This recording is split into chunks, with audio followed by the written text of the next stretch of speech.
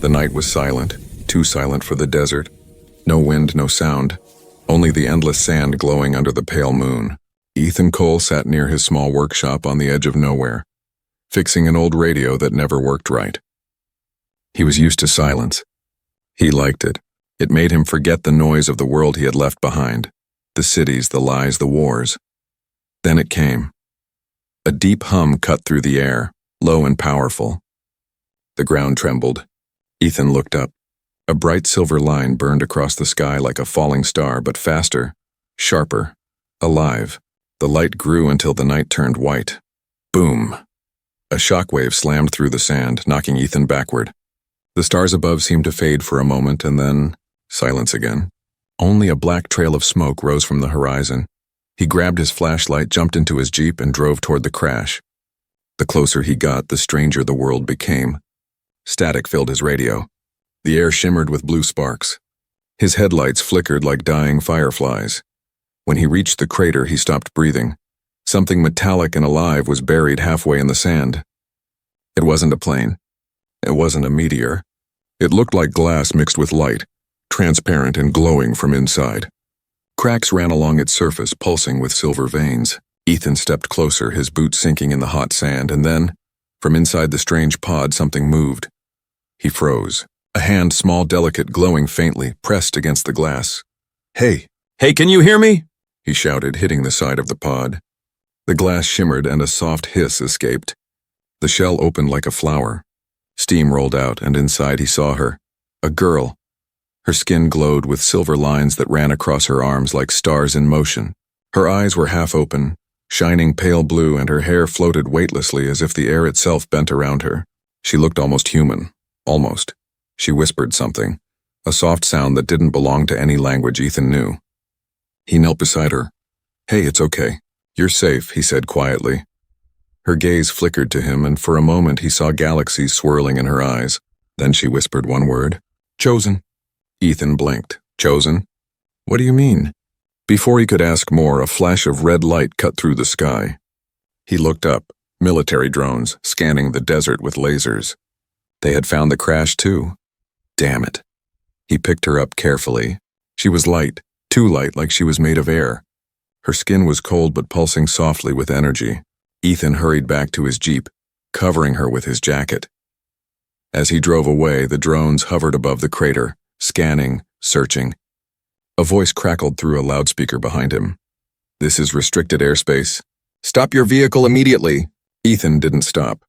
He hit the accelerator. The Jeep roared through the desert.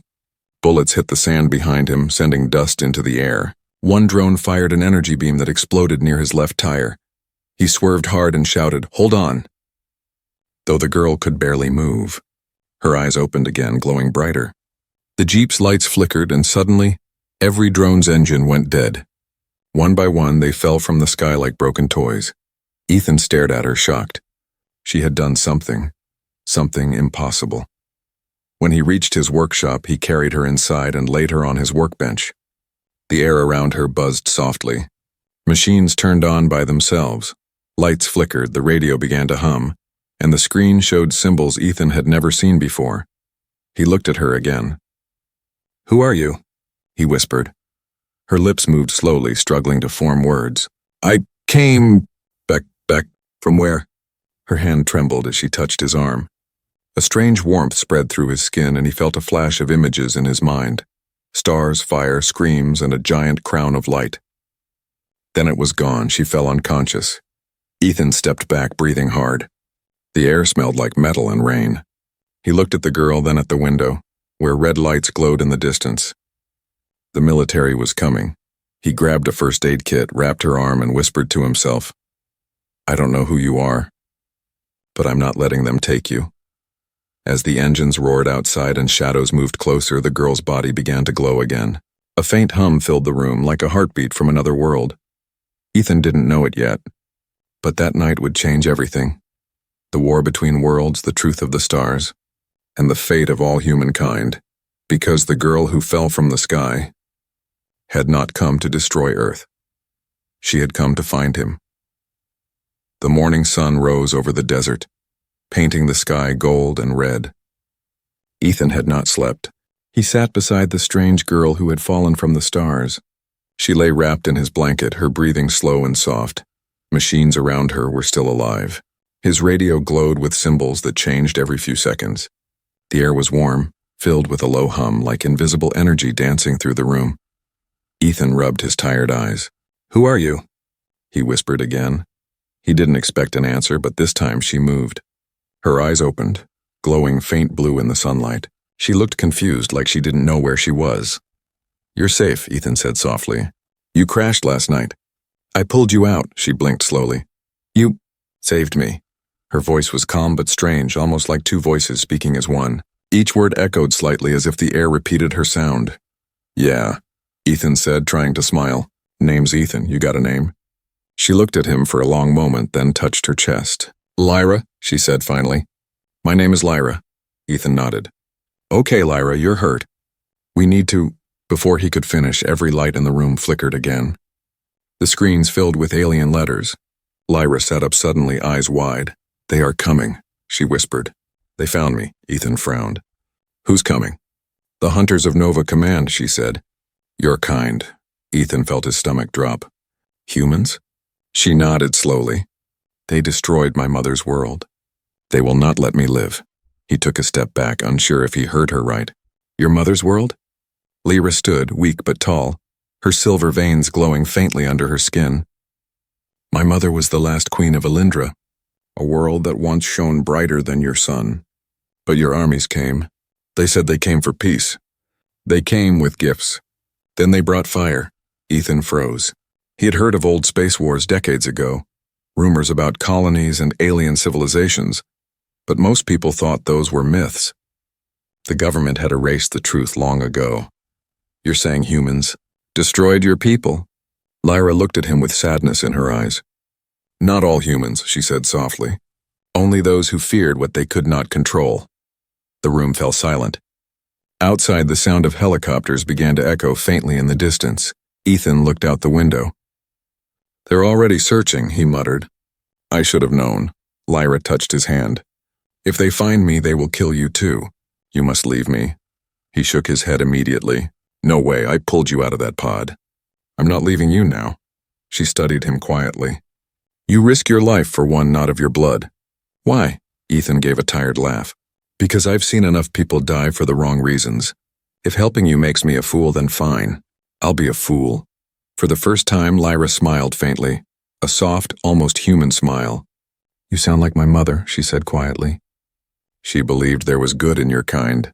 A loud explosion cut the moment short. The workshop windows shook. Dust fell from the ceiling. Ethan ran to the door.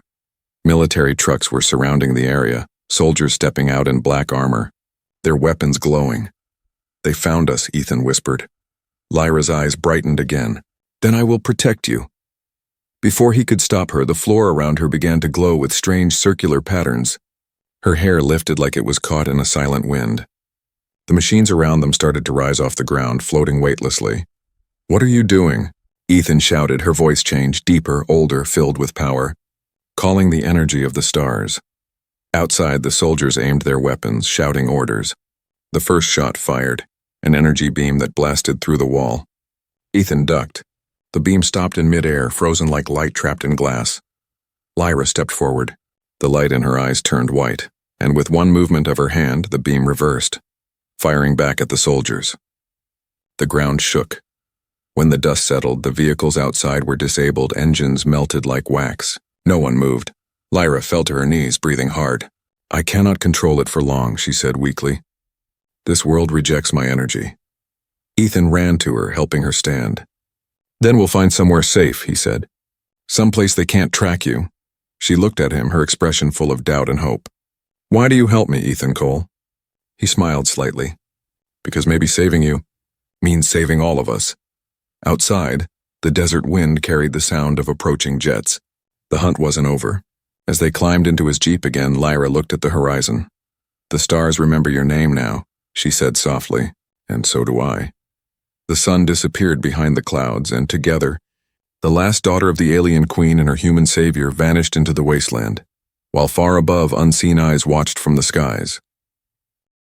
The desert wind howled as Ethan drove through endless sand. The sun had begun to rise again, bright and merciless. Dust covered his face, but his eyes stayed sharp on the road ahead. Beside him, Lyra sat quietly, wrapped in a dark blanket, her glowing veins hidden beneath the fabric. Behind them, in the far distance, 3 black dots appeared in the sky, small at first, then growing larger. Drones. They found us again, Ethan muttered, pressing his foot harder on the accelerator. Lyra turned her gaze to the sky. They will not stop. They are part of Project Nova. Once they choose a target, they never lose it. Project what? Lyra's voice was soft but heavy. Project Nova. It began after your kind destroyed my people. It is a secret division that hunts what your world calls starborn threats. They are not soldiers. They are hunters. Ethan's hands tightened on the wheel. Then they're not taking you. Not alive. The Jeep bounced over a dune as lasers cut through the sand behind them. Explosions followed, hot wind shaking the vehicle. Ethan swerved hard, barely holding control. Can you stop them? He shouted. Lyra shook her head. Not now. My power is weak. This atmosphere, it drains me. Ethan thought fast. He had traveled these deserts for years, studying its old caves and dry riverbeds. There's a canyon ahead, he said. Deep one. We'll lose them there. The chase continued, the sky filled with the scream of engines. Drones fired again, the beams slicing through the sand like white knives. Ethan turned sharply into a narrow canyon, rocks exploding behind them. The Jeep roared, echoing between the walls of stone. Suddenly, the radio came to life. A cold robotic voice spoke. Target confirmed, alien biological entity. Priority capture. Human ally marked for termination. Ethan's heart pounded. They've marked me too. Great. Lyra closed her eyes, whispering words in a language that shimmered like music. The broken compass on the dashboard began to spin wildly. The air grew colder. What are you doing? Ethan asked. Calling the shadows, she said. The canyon lights dimmed as if the sun had been swallowed. The drones above lost signal and crashed into the cliffs one by one. The silence that followed was heavy, almost unreal. Ethan stopped the Jeep, breathing hard. Remind me never to get on your bad side. Lyra smiled faintly, though her face was pale. You would not survive, she said softly, and then her eyes closed. She fainted. Ethan caught her before she fell. Her skin felt colder than before, and the silver lines on her arms flickered weakly. He checked her pulse. It was faint, but there he looked around. The canyon was quiet now, the wind whispering through broken rocks. You need rest, he murmured. Hang on, Star Girl. He carried her into a small cave and built a fire. The soft orange light reflected off her glowing veins. For a moment she looked like something sacred, half human, half celestial. Hours passed. When she finally woke, Ethan was sitting nearby, his back against the stone wall. Where are we, she asked. Safe for now, he said. They'll be back. But we bought some time. Lyra looked into the flames, her expression distant. You do not understand what they want, she said quietly. They don't just want me. They want what I carry. Ethan frowned. What you carry? You mean that star energy inside you? She shook her head slowly. No, something older. My mother gave me the biocode key, a living code written in the language of the stars. It can shape worlds, or destroy them. It is the heart of the starseed. Ethan's eyes widened. That's what they're after? A weapon? It is not a weapon, she said sadly. It is creation itself. But in human hands it will become death. He leaned forward. Then we can't let them take it. Lyra looked at him for a long time. You say we, Ethan Cole. Why? Because I'm already part of this, he said. If they're hunting you, they're hunting me too. And if that thing can destroy the world, then maybe saving it is the only thing worth dying for. For a moment, silence filled the cave. Then Lyra smiled, small but real. You are strange for a human, she whispered. You speak like the elders of Elindra once did. Ethan shrugged. Guess I'm old-fashioned. Outside, thunder rolled, not from clouds but from engines. The sound of incoming ships echoed across the canyon. Lyra's eyes darkened. They brought the sky hunters. Ethan grabbed his rifle, loaded it, and stood beside her. Then let's give them something to remember. She rose beside him, her silver glow returning faintly. For the first time they stood together, not as fugitive and alien, but as allies. As the night fell and the first beams of light cut through the canyon, Lyra whispered, The stars chose you, Ethan. Now we must prove they were right. The hunters in the sky descended once more. But this time they weren't chasing prey. They were flying into a war. The night was deep and quiet again. The chase had stopped, but the silence that followed was not peaceful. It felt heavy, like the air itself was waiting for something. Ethan and Lyra camped near the edge of the canyon, hiding under a broken rock arch. Their small fire flickered, painting orange light over the stone walls. Above them, the stars stretched across the sky like rivers of light. Lyra sat by the fire, her hands glowing faintly. She looked up at the stars, not like someone admiring beauty, but like someone searching for home. Ethan watched her quietly. "You're looking for something up there, aren't you?" She nodded slowly. "I am trying to listen." "Listen?" She closed her eyes. "The stars speak, but only in silence. My mother's voice is among them.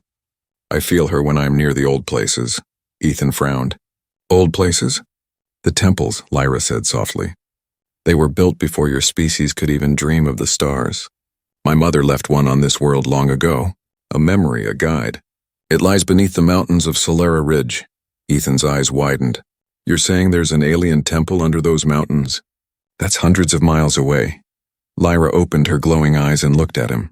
"It is the only place where the biocode key can be awakened safely. If we don't reach it, the humans will take it and Earth will burn." He looked at her for a long moment, then nodded. "Then we go there." She tilted her head slightly. "You agree too easily." He gave a tired smile. "I've already seen drones, lasers, and floating lights. What's a few mountains?" Lyra almost laughed, and for a moment the sadness in her eyes faded. But the peace didn't last long. The next morning, as they traveled north through the desert, the sky began to shimmer again. Project Nova hadn't given up. Jet shadows passed above them like black knives. The ground shook as explosions hit behind their trail. Ethan drove fast, weaving between sharp rocks until they reached the edge of the mountain range. The rest of the journey they continued on foot. Cold wind howled through the cliffs. At night the stars seemed closer than ever, like they were watching. After 2 days they found it. A hidden valley opened before them, full of silver stones arranged in perfect circles. In the center stood a huge arch made of crystal and metal, half buried in rock. Strange symbols glowed across its surface. Lyra gasped softly. "The Star Temple." Ethan stepped forward, staring in awe. This was here all along?" "Yes," she whispered. "My mother built it before your world learned to count time. She saw what was coming, the greed, the war. She left this place as a bridge between stars and hearts." They entered the temple. The walls were covered in floating lights that moved when Lyra passed. Her presence seemed to wake the structure itself.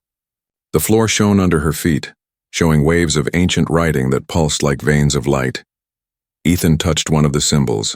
It was warm, like living skin. "What does it say?" he asked. Lyra smiled faintly. "It speaks of the promise of 2 sons, when one human and one of the starborn will join as one to open the path to peace." He frowned. "Join as one? What does that mean?" She turned to him slowly, her eyes glowing brighter. "It means the key will only respond to a bond stronger than fear, stronger than death. It needs both our bloods, both our hearts." Ethan took a slow breath. "You mean, it needs us?" "Yes," she said quietly. "It chose you the moment you pulled me from the fire." Before Ethan could answer, the temple began to shake. A deep rumble filled the air. Outside, a blast of energy hit the mountains. Lyra's face went pale. "They found us." Ethan ran to the entrance. Black ships filled the sky, their engines roaring. Drones flew ahead, scanning the valley with red beams. Lyra raised her hand, light surrounding her body like armor. "I can hold them for a while."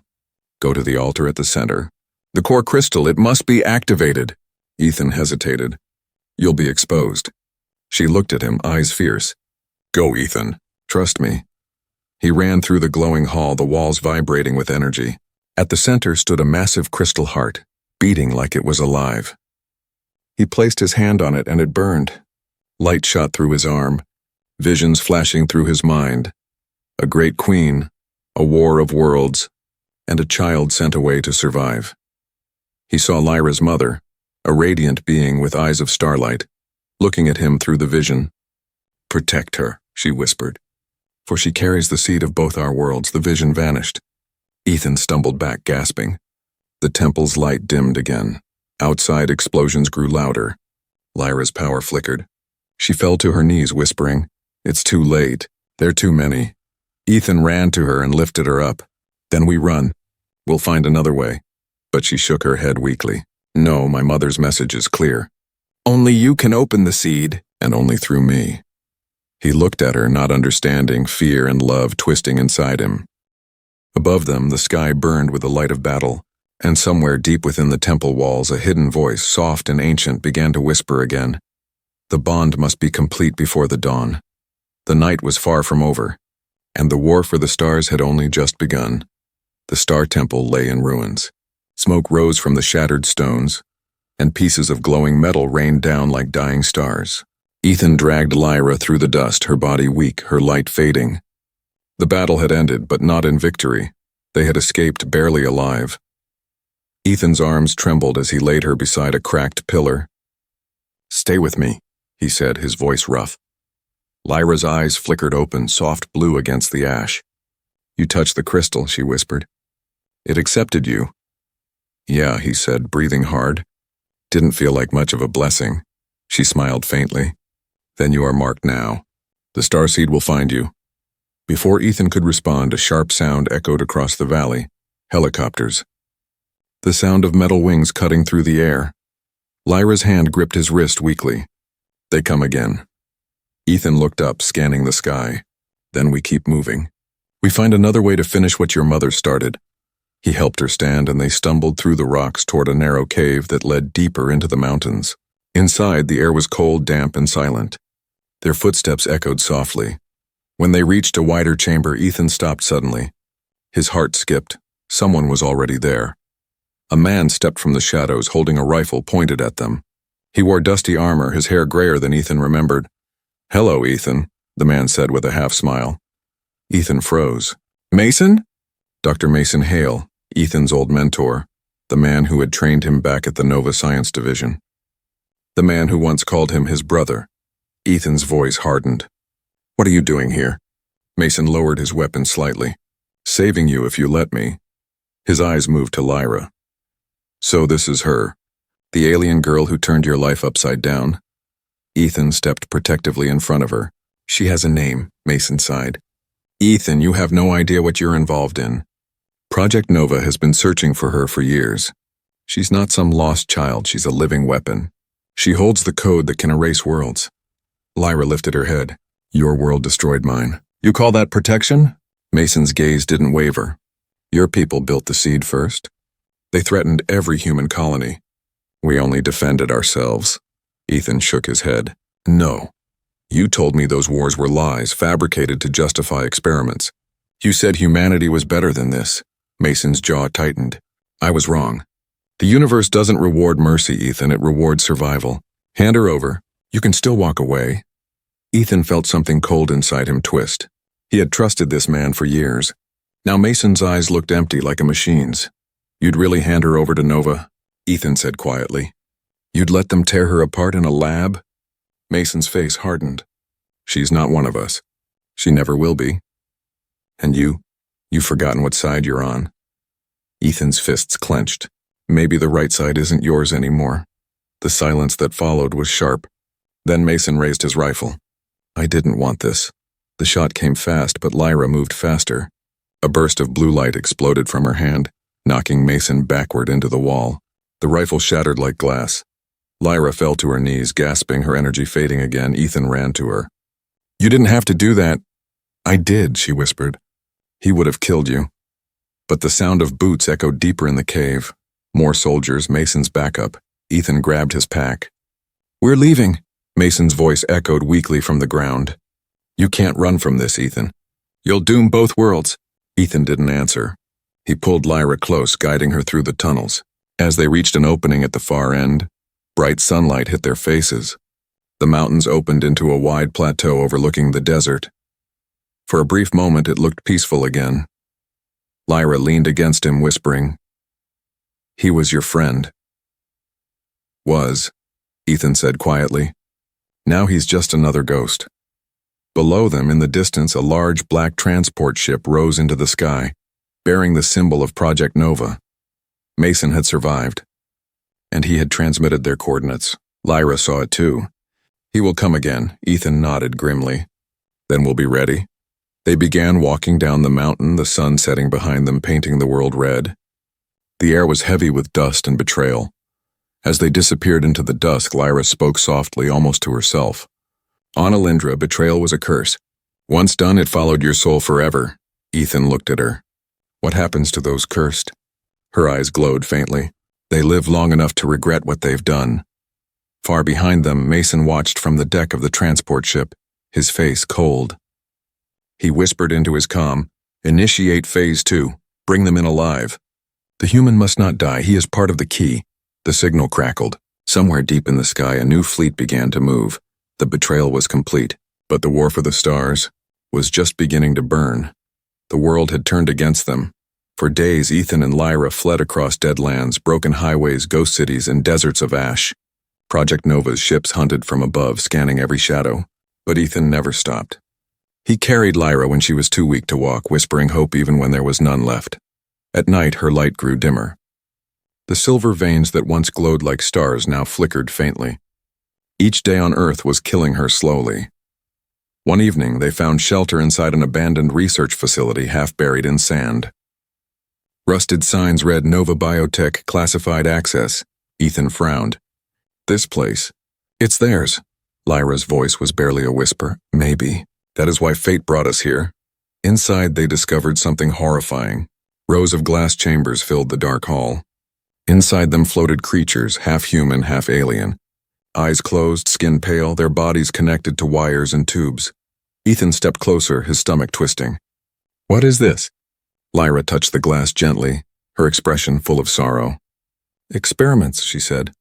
Your kind tried to create what cannot be made, life between stars and flesh.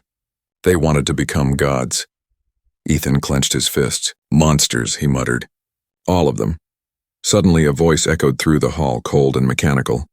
Welcome back to Nova Facility 09. Subject 001 detected. Lights flared. Metal doors sealed shut behind them.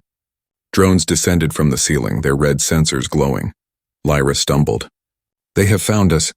A figure appeared through the smoke. Dr. Mason. He walked forward slowly, his face calm, his eyes hollow. You should have listened, Ethan. You brought her exactly where I needed her to be. Ethan raised his weapon.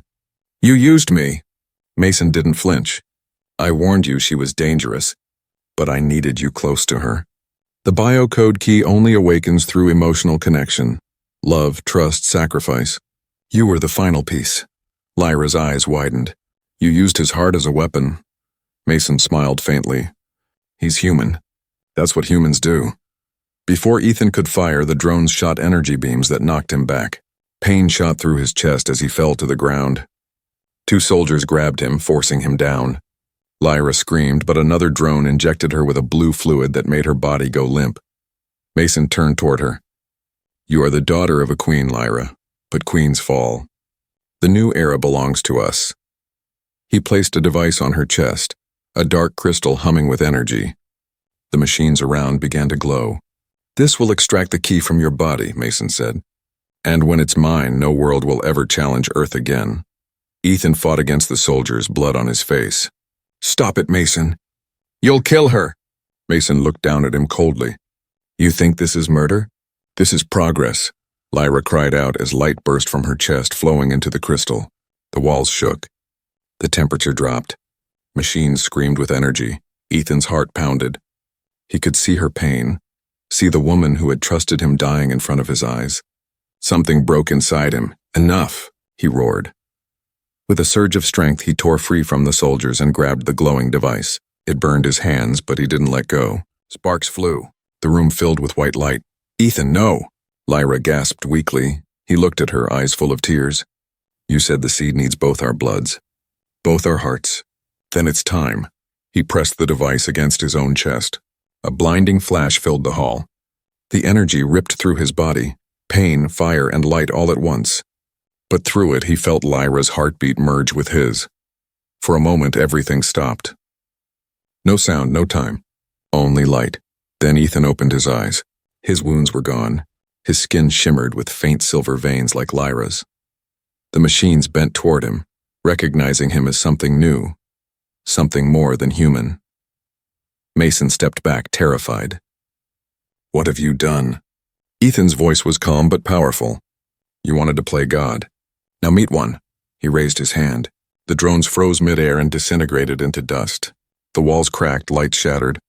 Energy flowed around him like a storm of stars. Lyra stood weakly, staring at him. "Ethan, you merged with the seed." He looked at her, a soft smile breaking through the storm. "Guess we really are one now." Mason tried to escape, but the ground split open beneath him. His screams echoed as light swallowed him whole. When the chaos ended, the lab was gone. Only a crater of glass and light remained. Ethan stood in the center, holding Lyra close. Her voice trembled. "You are no longer just human." He looked at the sky, now filled with strange blue clouds swirling like galaxies. "Maybe not. But I'll use this power for one thing, to protect you and this world." Lyra touched his face gently. "Then you are the savior the stars spoke of." He smiled faintly. "Maybe I'm just a man who finally found something worth saving." Above them, the clouds began to part, revealing the night sky once more. But this time, the stars glowed brighter, as if bowing to him. The human had risen, no longer hunted, no longer powerless. He was the bridge between two worlds.